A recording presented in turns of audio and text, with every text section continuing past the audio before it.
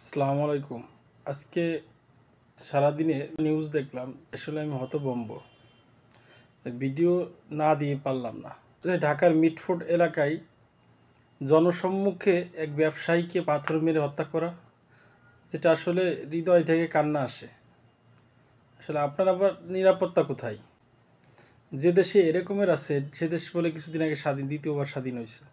এই দেশ নাকি স্বৈরা শাসকের পতন হয়েছে, এই দেশে এটা হয়েছে ওটা হয়েছে, কত আন্দোলন লড়াই শেষ করে বলে থাকবে না, চাঁদা থাকবে না, দুর্নীতি থাকবে না।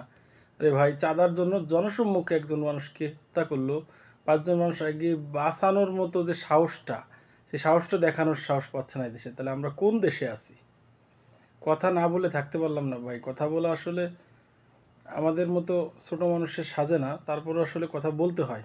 এটা কত বড় মর্মান্তিক একটা বিষয়, কত বড় আত্মঘাতী একটা বিষয়, কত বড় জঘন্য একটা বিষয় হলে এই ঘটনা ঘটাইতে পারে।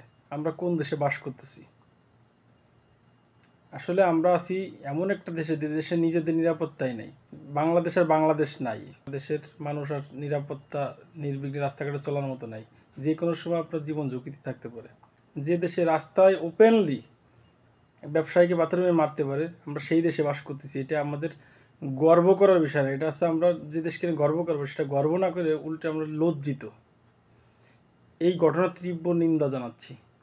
ভিডিওটি যদি ভালো লাগে, আমার কথার সাথে যদি আপনার একমত পোষণ করেন, যদি সাধারণ নাগরিক হিসেবে যদি মনে হয় যে না, এটা আমাদের প্রতিবাদ করা দরকার, তাহলে কমেন্ট বক্সে কমেন্ট করে যাবেন, লাইক আর শেয়ার করবেন। ধন্যবাদ।